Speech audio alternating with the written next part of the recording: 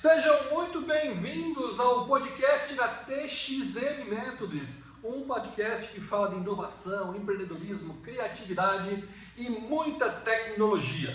Hoje a gente vai falar um pouco de tecnologia, de do it yourself, faça você mesmo. Já que você está vendo a gente aí ou ouvindo a gente no Spotify, não esqueça de marcar a gente, de seguir a gente no YouTube, TXM Business. No Instagram a gente tem TXM Métodos, também no LinkedIn TXM Métodos.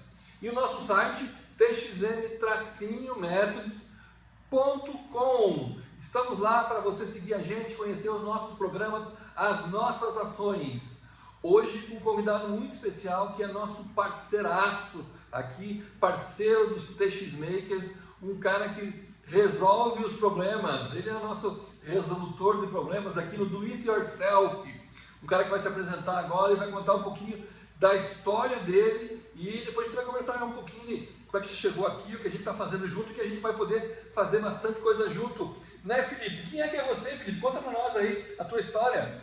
Oi, Salomão, tudo bem? Boa tarde. Eu sou o Felipe Nassif, eu sou da empresa 310 e estou aqui numa parceria muito forte com vocês, junto com a TXM. A gente está tocando aí alguns projetos juntos. Um prazer estar participando do podcast junto com vocês. Vou ser franco, é a primeira vez que eu estou participando aí de uma gravação de um podcast. É um orgulho assim, a gente vê que estamos com um projeto rodando, com diversos projetos rodando, na verdade, e tudo nessa linha do do it yourself, da cultura maker, e fomentando isso e trazendo bastante coisa aí nessa realidade agora pro nosso mundo aí. Bom, ouvindo você falar já deu para ver que é gaúcho, né? Sotaque gaúcho está aí, né? Entrega na primeira. Já se entregou. Felipe veio estudar em Santa Catarina, fez engenharia, mestrado, como é que é essa história toda? Daí Felipe levou um sustinho e daí agora está com um filhão maravilhoso. Conta para nós aí a tua vida, vamos falar um pouquinho do Felipe, antes do Felipe parceiro, o Felipe é amigo aí, vamos lá. Tem uma vida, muita coisa assim, né? Eu sempre fui um cara muito ativo, sou um cara natural de Porto Alegre, né? Que nem o Salomão falou, eu acho que quando eu falo oi, todo mundo já sabe que eu tô vindo de lá, apesar de estar 10 anos em Florianópolis. Eu vim aqui para Florianópolis para fazer um mestrado em engenharia mecânica. Então, para chegar nesse mestrado, eu comecei uma graduação em engenharia mecânica lá no Rio Grande do Sul. Depois disso, eu tive aquelas experiências de iniciação científica dentro da universidade e tudo mais, até que eu tive uma oportunidade na indústria, na grande indústria metalmecânica, lá no Rio Grande do Sul, trabalhar numa grande fábrica de tratores, maquinário agrícola. Fiquei 5 anos lá como desenvolvedor dos projetos de motores deles, e isso aí, assim, um aprendizado para a vida é uma coisa incrível, sabe? A gente está realmente dentro da indústria e entender como é que funciona aquele mundo gigante, assim, a parte que a gente fala muito aqui, né, das corporates. Então, eu posso dizer que eu estou muito familiarizado com como é que é o funcionamento, assim, a operação de uma corporate lá dentro. Essa empresa era a GCL do Brasil, a Massey Ferguson. E aí, depois de um tempo lá, assim, a cabeça acaba mexendo, né? A gente vai balançando. Eu saí da universidade com aquela cabeça de, não sei, meio chato falar, mas meio cabeça de moleque, assim, dizendo, não quero mais saber da universidade, não vou mais voltar para isso aqui, eu quero trabalhar, fazer dinheiro. E depois de um tempo lá dentro, eu comecei a refletir e pensar, olha, talvez tenha outros caminhos, né? E naquela época, assim, um dos meus principais pensamentos é que, apesar de eu ter sido um bom estudante, né, que eu me formei fiz uma graduação em engenharia sem reprovar nenhuma disciplina, então já é um passo, assim, né, um cara que estudava bastante, mas eu achei que eu não tirei proveito e não dei o retorno que eu podia ter dado para a Universidade Federal. E aí começou aquilo a bater na minha cabeça e eu pensava, talvez seja a oportunidade um mestrado seja uma boa oportunidade de eu retribuir um pouco com conhecimento e com o meu trabalho, tudo aquilo que a sociedade meio que investiu. Meio que a sociedade investiu. E aí eu estava com essa reflexão, esse pensamento, aí pesquisei diversas universidades, rodei. Até que um dia um amigo falou, cara, tu tá querendo estudar numa área de renováveis, sustentabilidade, por que tu não fala com o professor Júlio Passos, que é o professor aqui, ali na UFSC? Aí resolvi ligar para ele, trocar uma ideia, a gente fechou minha reunião, vim aqui, visitei e tava tudo certo. Assim que eu caí em Floripa, né? Então foi nessa, falando um pouco dessa transição da minha carreira numa grande empresa para voltar para o mundo acadêmico. Fiquei um tempo no meu mestrado e durante o mestrado eu trabalhei com uma área de renováveis, uma mescla da engenharia mecânica com oceanografia, fazendo estudos em alto mar, estudos embarcados. Então, até a gente já conversou bastante, mas acho que tu nem sabe dessas histórias aí, né, Salomão? Não. E eu fiz bastante trabalho embarcado. E a gente fazia um estudo de uma análise de ventos em alto mar. Então, tudo isso pegando uma tecnologia muito, muito minuciosa, assim, né? E aí a gente fez alguns experimentos, muitos de sucesso, muitos de um insucesso como resultado acadêmico de dados, mas o sucesso como resultado analítico, né? Sempre, a gente sempre considerava, por mais que a gente não conseguisse coletar aquilo que a gente tinha objetivo, que a gente teve sucesso, a gente conseguiu tirar conclusões. E aí a gente Eu sempre chegou... costumo dizer, quando eu falo no doutorado e tal, que tem que fazer uma pesquisa, eu digo assim, o sucesso ou insucesso está no doutorado. Já dá o doutorado, Se você claro. provar que deu certo ou provar que deu errado, também é um doutorado. Total. Parte do meu mestrado era provar que deu errado. Parte do meu resultado era provar que um sistema lá que a gente criou, ele deu errado e a gente sugeriu que próximas pesquisas tentassem fazer certo. Era esse o caminho. E depois disso, segui um tempo na linha das renováveis, e trabalhando com eólica, com solar, mesmo fora da academia, fazendo alguns trabalhos para a academia também, junto com alguns parceiros, né? A gente acaba fechando algumas parcerias nessa caminhada. Até que, certo momento, eu cheguei e comecei a me aproximar do mundo maker. Me aproximar dessa realidade da fabricação digital, que eu já tinha tido uma breve pincelada lá em 2011, 2012, quando eu trabalhava na, na indústria, na Massey Ferguson. O nosso setor de engenharia comprou uma impressora 3D SLS, uma Stratasys. A impressora maior que essa mesa aqui, né, para imprimir peças desse tamanho assim. E a gente tinha um setor, mas um setor assim, setor de mais de 120 pessoas na engenharia. Daquelas 120 pessoas, eu era um dos mais jovens, né? E que já não estava mais no período de estágio. E eu notei que era basicamente só eu que usava aquela impressora 3D. Todo mundo tinha mesmo. E quando eu tive de novo contato, depois de diversos anos, eu tive contato de novo com a impressão 3D, que foi comprando uma impressora 3D junto com um amigo meu das antigas, a gente resolveu comprar essa máquina. Eu me lembrei daquela época, que a impressora 3D era um bicho de 7 cabeças para todo mundo. E aquilo era 2000, e agora esse momento, quando eu e meu amigo a gente comprou a impressora 3D, foi em 2017, isso. Foi, para nós chegou lá um bicho meio de 7 cabeças também, né? A gente olhou aquela máquina e não entendia muito bem como é que ela ia funcionar. A partir daí, seguindo aí bem uma ordem bem cronológica, assim, né, dos eventos, a gente começou a brincar com a máquina. Eu, esse meu amigo, meu colega, hoje meu sócio, a gente começou a fazer um projetinho aqui, uma coisinha ali, outra coisa ali, muito metidos que somos, assim. Aí um dia a gente precisou de um filamento para impressora 3D, não sabia onde comprar, foi na casa do maker, do Balta. Pro meu aluno, botou meu aluno. Aí caí na casa do Balta, ele com um monte de impressora 3D, com umas 3, 4 impressoras 3D, trocou uma ideia e tal. Não deu outra. 2 meses depois, estava o Balta ligando, dizendo, tem um projeto aqui, eu não vou conseguir fazer. Consegue fazer?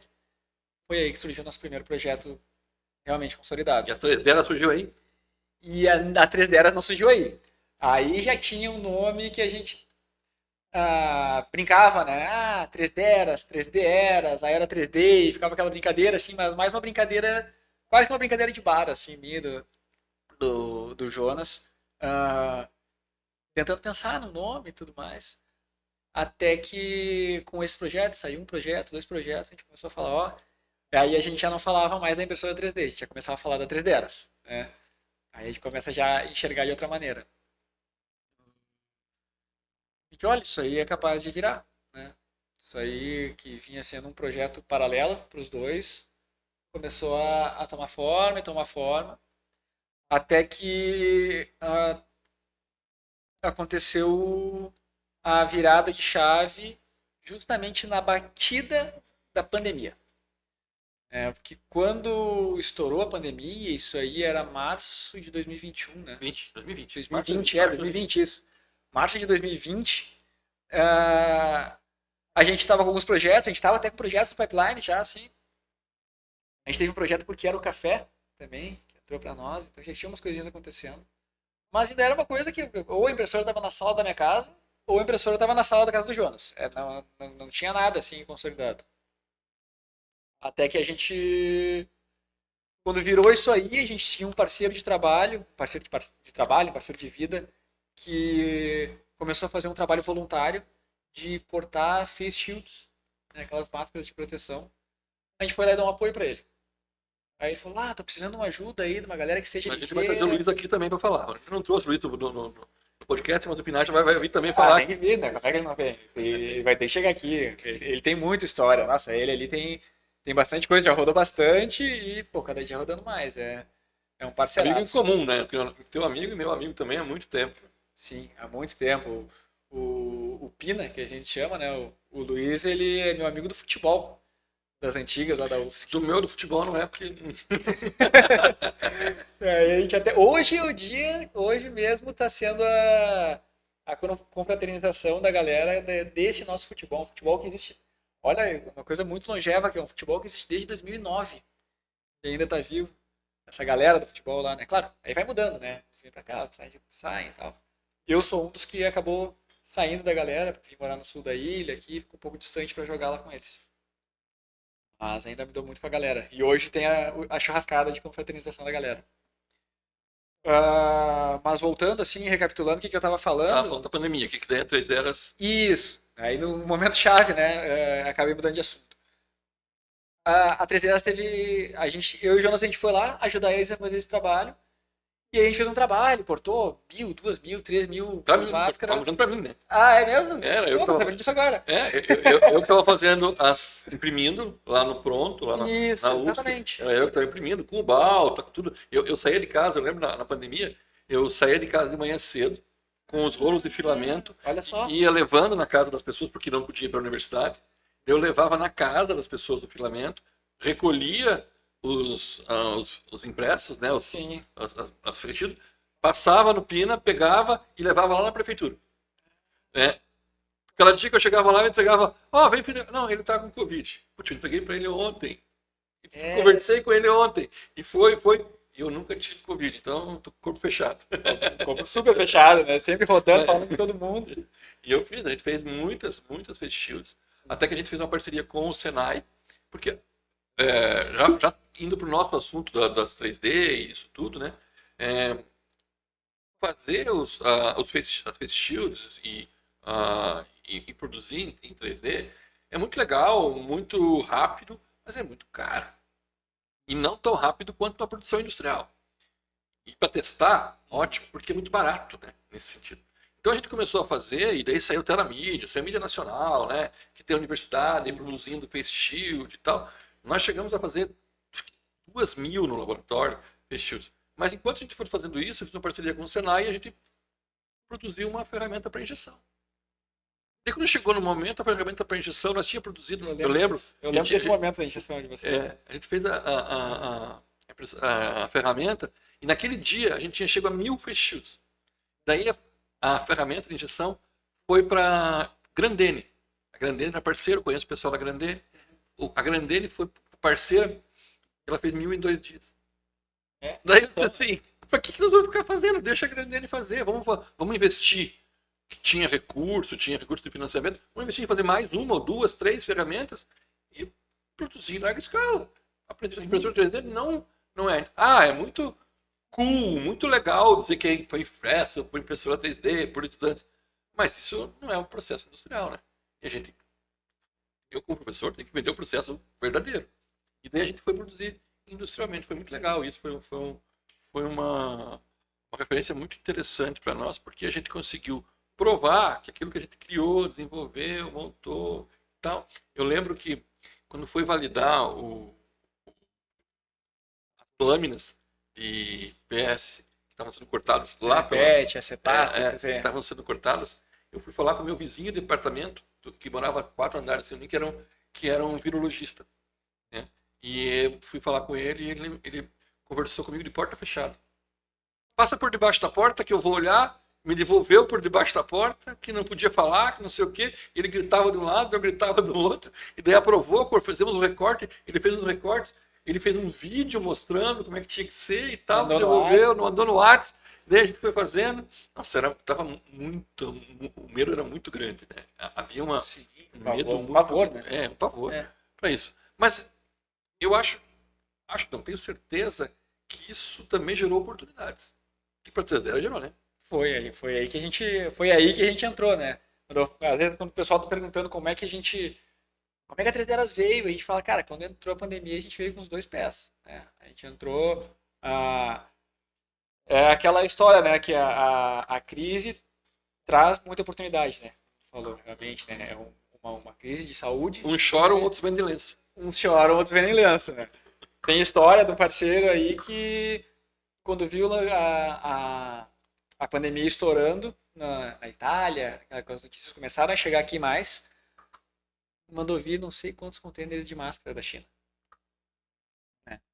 Quando chegou aqui, a máscara subiu o preço lá para cima, o cara lavou. Então, é a oportunidade, é bem isso aí, né? Alguns vendem lenço. E a gente surfou essa onda, vendo essa mesma realidade de, não, peraí, o cara vai imprimir uma peça que fica ali 1h10 imprimindo para cortar depois de um acetato, e aí a gente viu o processo de injeção, que agora eu vejo que eram vocês que estavam desenvolvendo, e nós desenvolvemos um face shield que não precisava de nenhum suporte impresso ou injetado e tudo mais, que ele era todo cortado no laser. Lembro disso. E aí a gente teve uma solução que a cada 2 minutos saía uma peça. Cada 2 minutos saía uma peça. A gente cortava uma folha, a gente já mandava vir a folha cortada, 2 minutos uma peça. 2 minutos troca uma peça. Então a gente tinha 2 minutos de corte, 30 segundos de setup. 2 minutos de corte, 30 segundos de setup. E ficava. Teve dias que a gente ficou aí 10 horas rodando. E algumas a gente fez por doação, algumas o pessoal queria comprar, e aí começou aquela jogada. Teve dia que a gente vendeu mais de, quase 1.000 peças. A gente saiu com o carro, eu e o Jonas mesmo, viramos uma noite inteira produzindo, depois passamos um dia inteiro entregando e vendendo mais de 1.000 peças em um dia. Aí a gente olhou e falou, fez sentido, vamos alugar uma sala? Aí foi naquele dia que a gente resolveu alugar uma sala, decidiu que ia investir de verdade nesse projeto, e ia tocar assim, um projeto que já estava rodando, como um projeto paralelo, virou ainda um projeto paralelo pro meu sócio, pro Jonas, porque ele ainda era um engenheiro lá na Fundação CERT, lá dentro da UFSC mesmo, e eu ainda estava tocando muitos projetos de energias renováveis. Então até a gente conseguir, né, ele até findar o contrato lá, e eu até conseguir alinhar esses meus projetos, entender como é que iam ser tocadas essas 2 empresas, tudo mais, como é que ia ser esse caminho, ainda foi tudo sendo pincelado, né? A gente segurando, mantendo os pratinhos girando ali para o negócio acontecer. E assim a 3 começou. E no momento que ela começou, a gente mais uma vez teve outra parceria junto com o Luiz, que a gente conversa muito, né? Hoje um parceiro de negócio, na época quase que um mentor para nós, e abriu alguns caminhos e algumas oportunidades também, indicou alguns clientes um pouco maiores também para a gente tocar o nosso trabalho, e a gente começou a fornecer peças para produção em série, para indústrias, e a partir daí a gente começou a ter tração. Vender impressora também, né? Aí já é o próximo passo, né? Então a gente tinha uma impressora. Aí entrou um pedido maior, uma impressora não ia dar conta, a gente comprou outra impressora. Aí dei um pedido maior, a gente comprou outro. Quando vi, a gente estava com 4 máquinas. Aí daqui a pouco a gente estava com 6 máquinas. E a gente já tinha 6 máquinas, não, a gente tinha 4 máquinas, eu acho. E entrou uma oportunidade da gente fazer venda de impressoras para o SESI, para o Senai, aqui de Santa Catarina. E aí nós conseguimos ganhar a concorrência aqui junto com o Senai. Foi uma venda, na nossa venda naquela época, uma venda gigante, né? 20 máquinas, 28 máquinas. Era Tinha 4, foram fazer 28. E 28 máquinas. Nossa, a gente olhou e falou, meu Deus, cara, 28 máquinas, como é que a gente vai fazer para montar 28 máquinas? Mal sabíamos nós que dali a 3, 4 meses a gente ia estar se preocupando em montar 150 máquinas. Né? Me lembro uma história minha, particular. Quando eu estava contando para vocês agora há pouco da minha expertise lá na indústria que eu montei lá com 20 e poucos anos, a gente fazia calçados, desenvolvia calçados. Eu fiz uma parceria com um sapateiro, a gente fazia a sola do sapato e fazia os vincos na mão. Esquentava um ferro de solda e desenhava na sola do sapato o desenho para entregar, fazer um protótipo, o MVP, o mostruário, para entregar para o cliente lá. E daí, para fazer um sapato desse, levava 3 dias, um par de sapato, fazer um molde para entregar para eles. Daí, um dia, eu cheguei, entreguei o sapato para eles, agora vocês faziam o teste. E os caras fizeram o teste, né? Eu, 3 dias, fiz 2 pares, consegui fazer 2 pares em 3 dias, entreguei o sapato para ele. Daí, cheguei para o cara e disse, olha, fez o teste e uma semana depois eles me chamaram, aprovou, deu certo. Eu disse, legal, então vamos tirar o primeiro pedido, 3.000 pares. E agora? Eu levava 3 dias para fazer 9.000 dias, quando é que a gente entrega, né? Foi assim, foi um baque, né? Eu disse, pera, deixa eu ver como é que eu vou fazer. Bom, depois fiz parceria, deu tudo certo. Claro, a gente se organiza. Mas assim, de 1 para 3.000. E são esses sustos, né? A gente foi tomando vários sustos ao longo da caminhada. E enxergamos oportunidades de mercado. Né? Quando a gente começou esse modelo, quando a gente começou esse negócio, quando a gente realmente sentou na mesa e falou, não, isso aí vai virar um negócio e nós temos que colocar algum plano, algum objetivo nosso, alguma coisa pelo menos que a gente vislumbra para ser o que a gente quer mesmo. O que a gente dá uma dica, cara. Você devia ter feito uma pré-incubação, cara. Deveria ter feito, né? Isso aí a gente falou esses dias e penso, não, como é que eu perdi essa oportunidade? E isso é outra coisa, né? Que na mesma época, né? Porque são 2 momentos que coincidem, né? A gente aqui no sul da ilha e vocês vindo pra cá na mesma época. Poderia ter dado a mesma data mesmo. Mas agora aconteceu, né? Antes tarde do que nunca. E a gente tá aqui junto, tocando esses trabalhos todos, muito, muito legal mesmo. E daí a 3 delas começou. E daí, assim, sei que você não gosta de falar, mas você deu um sustinho, né? Teve um sustinho, né, nessa época. Tive, um pouco mais recente, que é um sustinho, mas que é um aprendizado, assim, algumas viradas de chave, né? Eu falo que, eu estava comentando, meu aniversário foi na semana passada, e eu estava comentando com uns amigos meus, com relação aos meus últimos aniversários, né, que inclui isso aí. Que dos meus últimos 3 aniversários, um deles fazia uma semana que eu estava no pós-cirúrgico, né, desse susto, que é um dia, tá tudo certo, até que, por motivos X, se dá conta que teve uma coisinha errada no corpo e vai fazer uns examezinhos a mais, né? A gente toma um susto e acaba tendo que fazer uma cirurgia, ouve aquela palavra, câncer, né? Aquela palavra que assusta a gente. Mas ainda bem que deu tudo certo. Isso aí foi, então, do meu aniversário. Mas é uma lição, né? É uma lição muito, muito forte. Porque ensina a gente a valorizar algumas coisas que talvez a gente não valorizasse, ou a gente valorizasse pouco antes. Valorizar alguns momentos, assim. E também são tantas reflexões, assim, enxergar um pouco também as pessoas, quem são os de verdade, né? Ficam muitas lições, assim, daquele momento, assim, de talvez a principal lição que eu vejo, assim, é de que coisas muito surpreendentes podem acontecer de uma hora para outra, sabe? E que se a gente respirar fundo, né, a gente respeitar nosso momento, a gente respeitar outra lição muito forte, a gente respeitar o nosso corpo. Ah, acho que o respeito pelo corpo é fundamental e depois desse momento que eu passei, eu comecei a entender mais ainda como esse respeito pelo corpo ele se reflete em diversos outros momentos também. É, a gente cuidar de si mesmo, a gente estar preocupado conosco. Eu sempre fui um cara com uma saúde de ferro, sempre praticando muito esporte, fazendo de tudo, né? E por que foi eu tomar esse susto, né? Por que aconteceu comigo? Porque tá todo mundo aí suscetível, tá todo mundo Mas depois aberto. disso veio uma super alegria, né? E aí vem o próximo ano. Isso aí foi um dos anos. E no próximo ano, eu passei meu aniversário com a minha esposa com uma barriga desse tamanho, com um moleque pra ver, o Caiote. Que naquela época ainda não tinha nome, naquela época ele não era o Caio, naquela época ele era, a gente chamava ele de Jorginho. Porque ele não tinha nome ainda, um amigo chamou de Jorginho, e a gente chamava ele de Jorginho.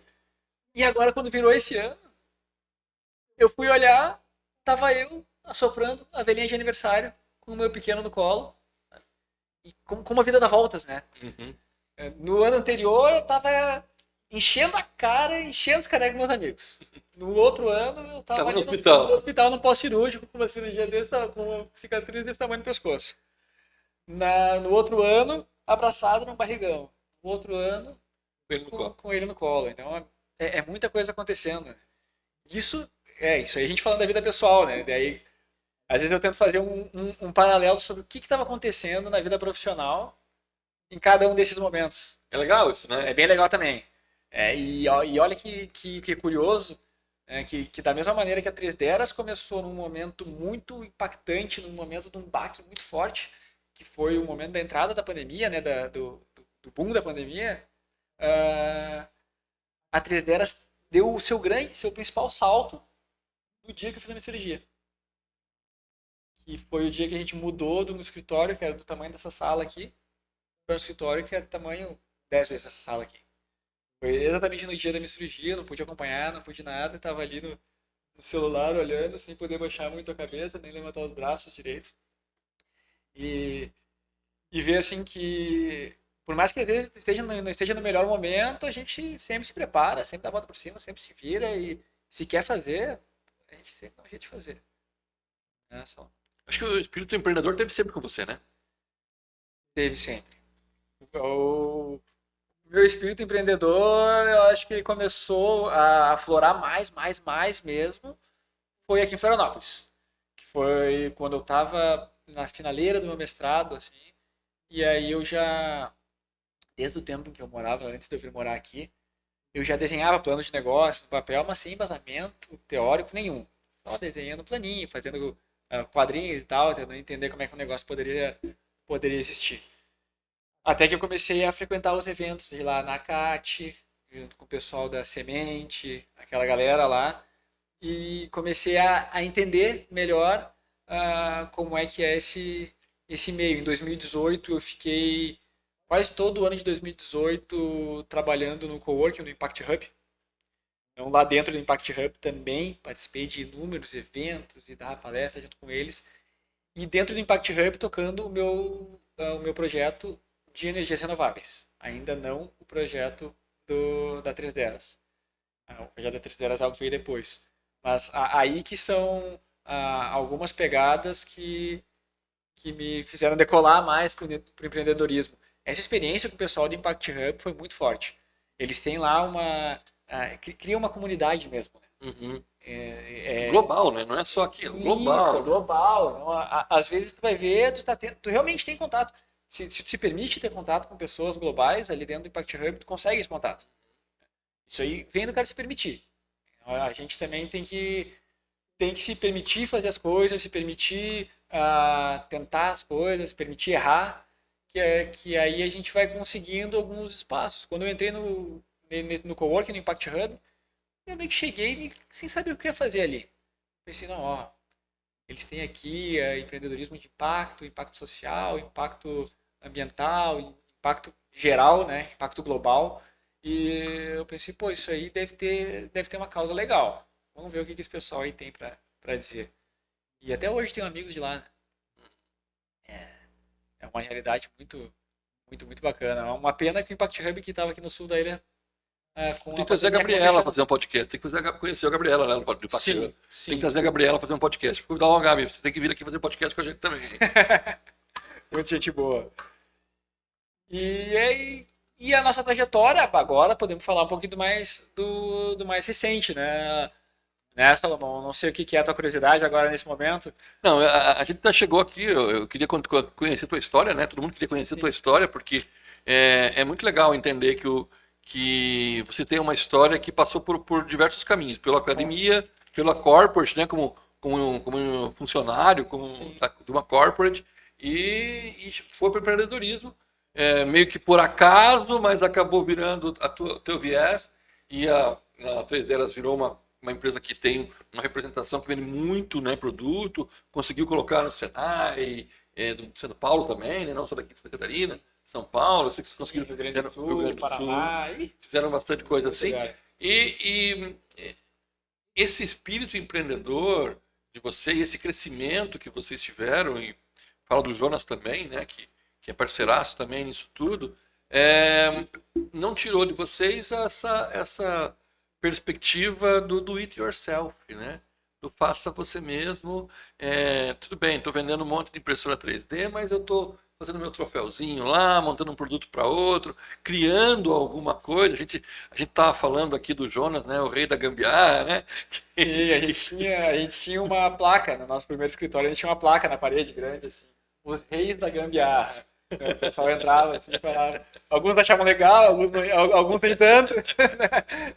Mas isso, o do it yourself é um pouco disso, né? É tentar resolver o problema. E, sei lá, 4 meses atrás, acho que 3 ou 4 meses atrás, a gente conversou pela primeira vez, né? Foi, mais ou menos isso. Uns 4 meses atrás a gente conversou. Podcast está para a vida toda, então pode ser que esses 3 ou 4 meses, pode ser 3 a 4 anos, né? Mas assim, desde quando a gente lançou o podcast aqui, 3 a 4 meses atrás a gente teve um insight, né? De fazer aquilo que eu gosto muito, que eu senti que vocês também gostam muito, que é o trabalho da fabricação digital, da prototipagem rápida, da construção de modelo. Eu mais na área do design, vocês mais na área da engenharia. E vieram aqui para apresentar um produto que vocês tinham, né, que é a Davi. E a gente, puxa, vamos fazer uma coisa diferente. Eu conto isso para as pessoas, pá, mas que essa coisa diferente que esses malucos foram fazer aí, e deu certo. Eu não, tenho certeza que deu certo, porque nós temos o mesmo objetivo, o mesmo propósito, né? E tá dando certo, né? Não uma startup, nós estamos fazendo uma startup, né? Uhum. Uma startup não acontece do dia para a noite. Eu gosto de uma fala de uma palestra que eu assisti de um coreano lá no Sapiens Park. E isso é um ditado, né? Um ditado super comum, mas ele falou, a primeira vez que eu tinha ouvido, ele disse assim, que 9 mulheres grávidas não fazem um bebê num mês. Tudo tem seu tempo, né? E talvez nós temos que ter sido bem rápido, né? Bem abreviado. É bem abreviado, mas está acontecendo. E a gente está fazendo as coisas acontecerem. Se eu contar essa história, vai ficar chato, porque o convidado é você. Então, conta você a história. Conta você a nossa história. Eu acho que a gente conta, cada um pode contar um pouquinho da história, né? Essa história que tu tá falando, né, Salomão, é a história de um encontro nosso aqui, por meio do Luiz, por intermédio do Luiz. E no meio dessa conversa, nessa sala aqui mesmo, né? A gente conversou e chegou no Fab Lab. Estou aqui contando um pouquinho de como é que surgiu isso. A gente, numa conversa, se deu conta que tinha esses objetivos em comum, né? E esses objetivos em comum estão... aquela conversa ela foi longe, né? A gente pensou em criar uma máquina de fabricação de construção civil também, impressora 3D de cimento. A gente caminhou longe de braços robóticos, colocar grandes máquinas. A gente já queria colocar uma máquina aqui fora, aqui na Gramados também. Mas no fim a gente saiu com uma ideia boa, né? A gente com uma ideia boa e um pouquinho mais concreta do que essas nossas viagens que um dia ainda vão funcionar. E essa ideia boa é o que hoje já está super concretizado, né? Tá super concretizado e super materializado, que é o Fab Lab Campeche. O Fab Lab Campeche é um espaço de fabricação digital. Nesse espaço de fabricação digital a gente tem bancada de eletrônica, a gente tem impressora 3D de resina, a gente tem impressora 3D de filamento, né, de FDM, a gente tem bancadas de marcenaria, a gente tem máquina de corte e gravação a laser, router CNC, plotter de recorte, scanner 3D. A gente já faz um tempo que está tentando negociar o nosso braço robótico, mas ele ainda não veio, ele vai chegar. Tudo deu muito certo. Nós precisávamos de ferramenta, conseguimos uma parceria com a Caesar, né? A Caesar, exatamente. Super parceira, né? A Fernanda e a Vanessa foram super parceiras. Obrigado, Fernanda e Vanessa. Trouxeram as ferramentas que a gente estava precisando. Compramos uma bancada, fizemos ali. Pô, montamos, né? Ficamos aí nós mesmos subindo, colocando, parafusando, né? Então, parede. Do it yourself total, né? A gente fez aqui e foi um mutirão, né? Mutirão com o objetivo de a gente conseguir fazer um lançamento junto com o OpenTXM, lembra? Foi em agosto, né? Foi em agosto, né? Enfim, foi sincronizado ali com o Summit, né? E a gente conseguiu fazer esse lançamento. Claro, foi um pré-lançamento, ainda tinha coisas acontecendo, as ferramentas da Caesar estavam chegando. Chegaram no segundo dia, né? Chegaram. E foi o nosso lançamento, e a partir daí tem um monte de coisa acontecendo. Por mais e foi muito legal porque a gente começou a pensar nisso, eu acho que foi em junho, julho, né? Vamos fazer, e daí, peraí, qual é a sala que vai ter, isso aqui vai ser aqui. Qual parede vamos pintar? Qual parede nós vamos pintar, qual é o móvel, vai lá na Leroy Merlin, compra um móvel aqui, traz isso aqui, vai na Amazon para comprar uma furadeira que faltava, coloca tudo funcionando, e mas tem um laboratório de fabricação digital, mas não é um Fab Lab, né? Não era um Fab Lab, era um laboratório de fabricação digital. Isso aqui é grande parte dos laboratórios de fabricação digital, tem muitos laboratórios de fabricação digital, ou espaços maker, assim, se posicionam como Fab Lab, né? Mas a gente conseguiu a chancela, muito, muito rápida essa chancela junto ao MIT. Na verdade, o que é o Fab Lab, né? O Fab Lab vou falar um pouco do Fab Lab de forma um pouco mais superficial. Eu acho que talvez o Salomão possa até aprofundar um pouquinho mais essa conversa, né? O Fab Lab é uma rede internacional de laboratórios, e essa rede internacional de laboratórios ela começou no MIT. Essa rede ela se tornou quase que uma cultura mundial. Né? É uma rede de mais de... Eu estava olhando aí, mais de 3 mil laboratórios, eu acho, no mundo. No Brasil, aqui, se eu não me engano, são... Agora me faltou o número, mas... Quase 50 já, né? Acho que já passou de 80. 80? Isso, passou de 80. Esses dias a gente estava fazendo os Objetivos de Desenvolvimento Sustentável. Lembra aquele trabalho que a gente conversou? E aí tinha alguns indicadores de cada país. E no Brasil 80, aí os outros países da América do Sul ali, 2, Bolívia 2, 3. Então a gente vê como o Brasil está muito forte assim, né, nessa nossa realidade da fabricação digital. Mesmo sendo um país maior e mais populoso, se for colocar proporcionalmente, o Brasil realmente está mais forte, pelo menos nessa chancela do Fab Lab. Eu fiz meu trabalho de pós-doutoramento na Holanda, e uma das coisas era a análise dos Fab Labs, né? Sim. E na época, o país com o maior número relação habitante era a Itália. A Itália, porque é um país muito do arts and crafts, né? Sempre foi, né? Um país do arts and crafts. Itália era o país que mais tinha Fab Labs instalados. Depois vinha Estados Unidos. Em terceiro, eu acho que era Holanda ou França. A Holanda e a França estão em terceiro e quarto ali. Mas assim, a Itália era enormemente, percentualmente, era enormemente na frente dos outros, né? Tem muito. Na Itália tinha muita coisa. E eu soube, numa última conversa, que muita coisa fechou pós-pandemia. A Itália sofreu muito. Né? A Itália sofreu muito mais que o Brasil, né, essa pandemia. Então, teve muita coisa que fechou lá, deixou de existir. Mas assim, o nosso, entrei no site para fazer a solicitação lá, né, e comecei a contar a história, o que a gente tinha, e enviei. E daí dizia lá no site que a resposta viria em 60 a 90 dias. E não foi uma semana, né? 2 semanas, eu acho. Na outra semana já tinha. Eu lembro que a gente conversou e mandei a solicitação lá para eles, pessoal, e é isso. Não deu uma semana mesmo. Não deu. Já saiu e nós já somos FabLabs IO, né? Então, se quiser acessar o nosso FabLab, é fablabs.io/Campeche. Exatamente. E a gente tá. O nosso FabLab é o FabLab Campeche. A gente está aqui, né, junto, no mesmo prédio da TXM, aqui no Novo Campeche, na Fiesc, no CEL da Fiesc. E portas abertas, né? Portas abertas para receber. Todo mundo que quiser visitar, vem, conversa com a gente, fala comigo. Pode falar com o Salomão, mas eu acho que preferencialmente pode trocar uma ideia comigo aí, entrar em contato, que a gente marca uma hora, faz uma visita aqui, a gente pode mostrar todas essas tecnologias, pessoal que tem ideias, que tem novos projetos que estão borbulhando na cabeça. Justamente a ideia do FabLab, né, da cultura FabLab, como a gente estava falando, é transformar essas ideias que estão, e não só necessariamente materializar elas, por exemplo, com uma impressora 3D ou com uma máquina laser. Serve também como um centro para a gente conseguir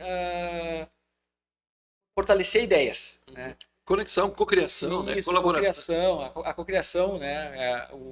O lema forte da TXM da cocriação, e a gente está levando isso aí ao pé da letra aqui também, dentro do FabLab, trazendo a 3D Eras para cocriar junto com a TXM, a gente junto falar do FabLab, né? E veio, né, naquela nossa primeira conversa, não sei se lembra da ideia da gente criar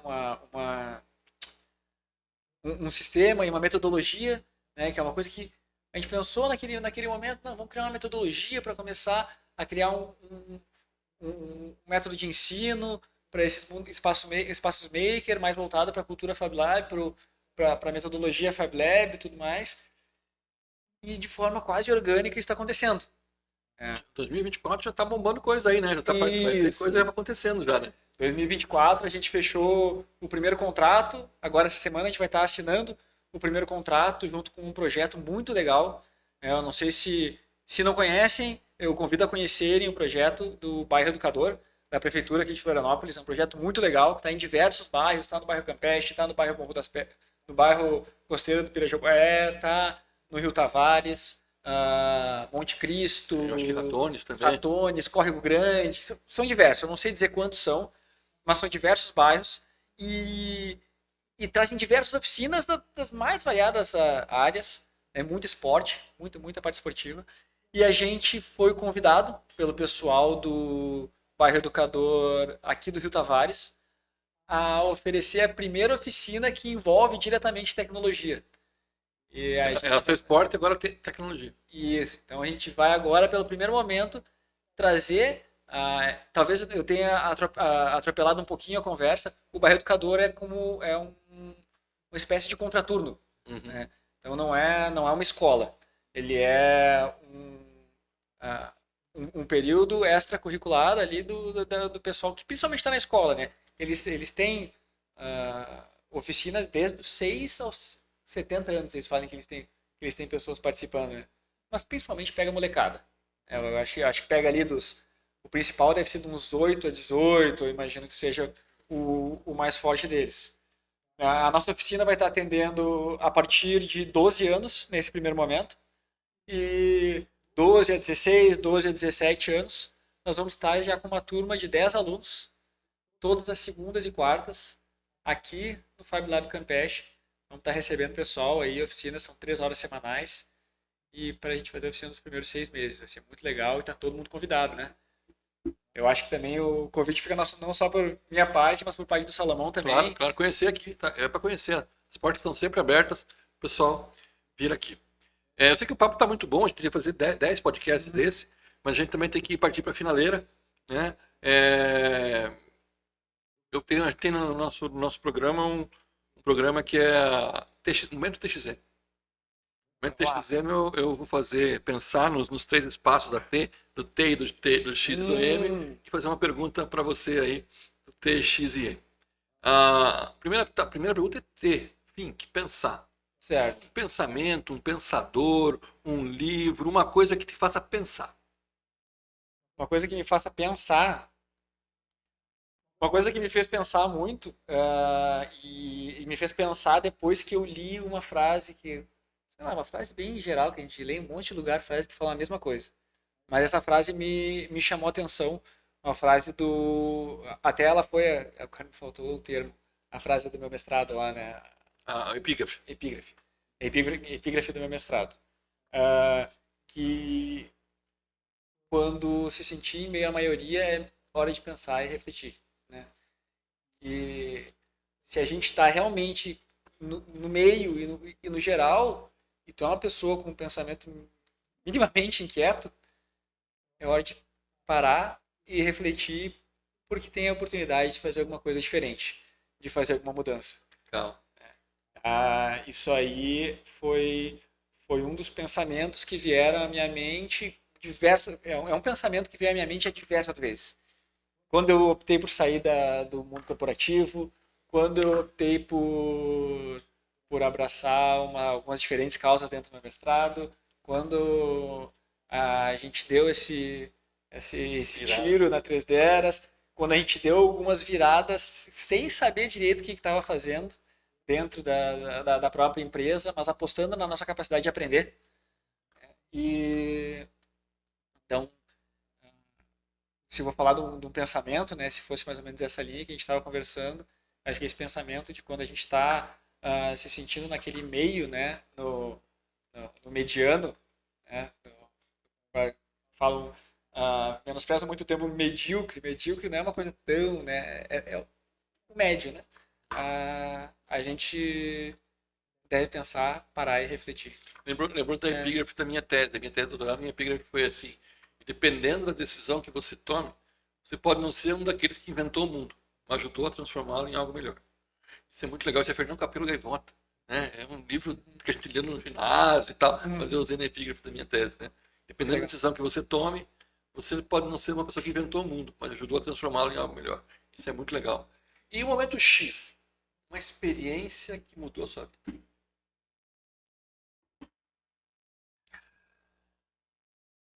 A gente falou aqui de uma experiência que mudou muito a minha vida, né? Eu tô numa sequência de experiências violentas. Essa experiência minha de eu passar por uma preocupação de saúde, assim, é doida, mas eu acho que vamos tentar jogar ah, para um momento um pouco mais lúdico, talvez, né? Eu estou vivendo agora a experiência de criar o meu filho, o Caio vai completar 10 meses agora, dia 21. Tá começando a engatinhar e aquela experiência dele nascendo ali, de pegar ele no colo e ver que tem tanta coisa acontecendo nessa vida e que a vida realmente pode dar. Tudo isso passou na minha cabeça naqueles momentos, sabe? De como a coisa dá uma volta muito grande em um ano. Bem isso. Então, essa é uma experiência pessoal. É bem isso. E tá bem vivo em mim agora, nesse momento, porque eu tô vivendo, sabe? E me pegou saindo de uma experiência de um outro lado e me colocou lá em cima. Então, foi muito, muito, muito violento, assim. Legal. Momento manage, gestão. Ferramenta de gestão, técnica de gestão, um modelo de gestão que você admira. Técnicas de gestão. Quando a gente vai falar de técnicas de gestão dentro da Três Deras, ah, a gestão por muito tempo, foi uma gestão de vamos apostar na nossa capacidade de resolver todos os problemas, eu e o Jonas ali. A gente tinha uma gestão consideravelmente desorganizada. Tá? Quando eu digo desorganizada, é quando a gente vai falar realmente de técnicas assim, de gestão. Né? Mas, muito recentemente, a gente teve a oportunidade de conversar com o Sebrae, e eu até aconselho muita gente a participar, se quiser É trocar uma muito ideia. legal o programa AD, né, que vocês fizeram, Isso. Muito legal. Assim, o próprio programa, vou ser super franco, assim, né? O programa, ele tem um propósito muito legal, né? Que é... Me faltou o que significa a sigla ALI. né? Agente Local de Inovação. Isso, Agente Local de Inovação. Então, um agente vem até a tua empresa e te cutuca. Essa é a pegada. A jogada dele é ele cutucar e ele ficar furungando na tua ferida. Ele vem ali e fica furungando. E esse agente não necessariamente e quase que não te direciona tanto. Mas ele te cutuca e te aperta, te aperta, te aperta até tu mesmo tomar as tuas direções. Foi mais ou menos essa experiência que a É gente porque o teve. negócio é teu também, né? Não adianta que o cara vir aqui Isso. e querer mudar o teu negócio. Exatamente. Eu te cutuco e vou dizer, ó, você está fazendo certo? Vê se está fazendo. Quando entra, né? Quando a gente está fazendo isso pela primeira vez, que é o que aconteceu recentemente com a 3 Deras, a gente pensa, não, ele vai chegar aqui agora, vai nos dizer o que a gente tem que fazer, vai nos direcionar, vai alinhar tudo, vai nos largar tudo redondinho na frente. E a gente se dá conta que, na verdade, está com a gente, né? A batata quente está na nossa mão ali e a gente tem que dar um jeito de resolver esse pepino aí. E a gente teve uma consultora financeira que esteve junto com a gente, a Maria nos ajudou bastante. Maria Eugênia, né? Espetacular, parceiraça nossa. Parceiraça, figuraça, figuraça.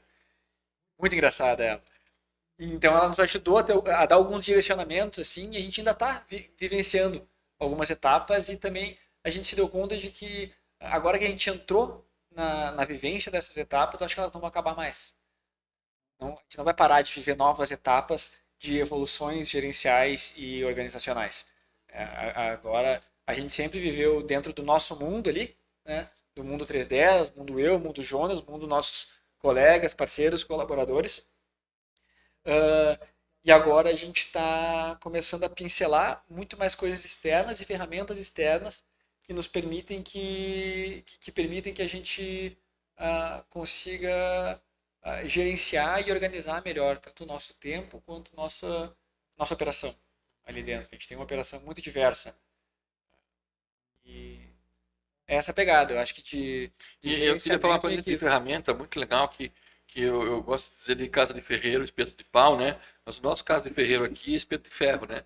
Porque a gente, o Fab Lab é um negócio, né? É um negócio. Né? Porque ele vai gerar renda, para eles funcionarem precisa gerar renda. E daí eu, o Felipe, o Luiz, que é parceiro nosso também aqui, e o Jonas, decidimos que a casa de ferreiro é espeto de ferro, né? Vamos fazer isso. E o Felipe se inscreveu lá no Co-Creation, né? Co-Creation Sim. Floripa, passou, e agora eu sou co-creator também, né? Junto com o Felipe, o nosso CEO, né? CEO do Fab Lab Campeche, a gente está fazendo todo o programinha bonitinho para o Fab Lab Campeche também começar com uma ideia no papel mais estruturada, diferente da 3 dela, né? Talvez o Fab Lab tenha esse espaço. Então, Casa de Ferreiro, espeto de ferro. Nós estamos fazendo isso igualmente, né? Estamos lá, vamos assistir as palestras, vamos receber as mentorias para fazer isso tudo acontecer. Não é então, aquele caso da gente pensar que, não, como a gente já está aqui dentro, a gente já está por cima. Não, a gente sempre vai vamos começar no nosso lugar e crescendo. Se a gente conhece as técnicas, a gente tem oportunidade e tem acesso, né, às mentorias, por que não? Por que a gente não vai estar junto? É essa pegada. Então, isso é muito legal. E Felipe 2030. Felipe 2030? Felipe 2030 ou 3 Deras 2030? Falou Felipe 2030 e 3 Deras 2030. O Felipe 2030 vai estar um Felipe um pouco mais próximo do Felipe em alguns aspectos, né? Mas eu acho que já vai ter retomado um pouco do que eu acabei me recolhendo um pouco por esses acontecimentos que a gente veio falando. Eu acabei me recolhendo um pouco para mim. Eu sempre fui um cara de todos. Eu acabei me recolhendo um pouco para mim e eu tô cada vez mais voltando a ser um cara de todos, do mundo. Então, o Felipe 2030 provavelmente vai ser um cara ainda mais do mundo do que o Felipe 2018. Legal. E a 3 Deras 2030?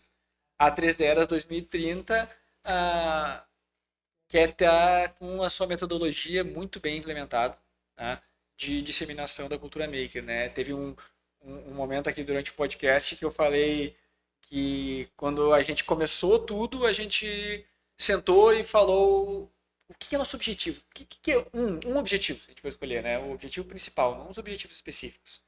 Nosso objetivo principal é a gente conseguir trazer a cultura maker para o máximo de instituições e de alunos aqui no Brasil, dentro do Brasil. E por coincidências e pelo andar da carruagem, isso está acontecendo com excelência. A gente tem mais de 1.000 impressoras 3D entregues em instituições públicas no Brasil. A gente tem aí, eu acho, mais de 400 pessoas capacitadas em cursos nossos. Isso é bem importante dizer, né?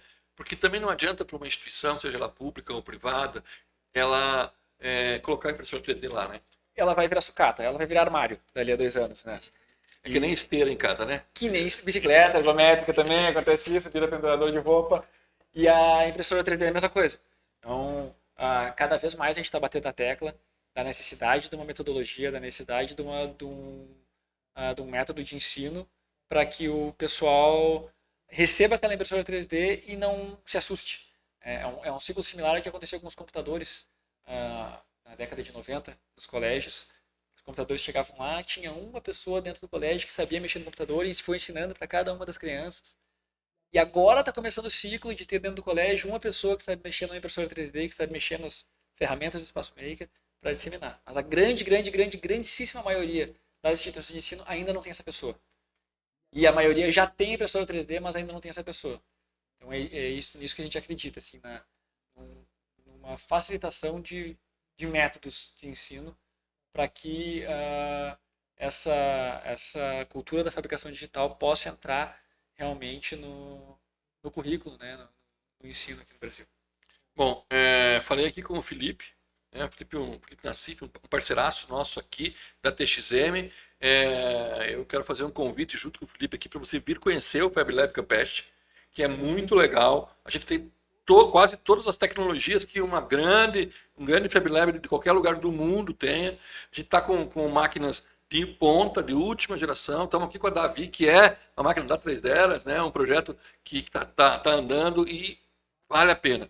Eu chego aqui todos os dias para trabalhar e a primeira coisa que eu faço é pegar a chave ali, abrir a porta e olhar.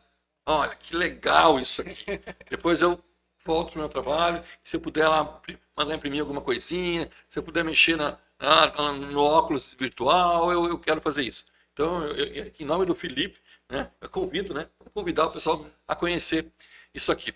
Eu quero agradecer muito a tua presença aqui. Obrigado. Dizer que você faz parte do nosso time, faz parte do time da TXM. Então, tem um presentinho para você aqui, um presente que eu quero que você realmente vista a camisa da TXM. Aí sim! Muito obrigado. Trazer isso aqui para nós é uma honra e um orgulho de um cara que se tornou amigo aí, né? Meu amigo aí. Tamo junto aí.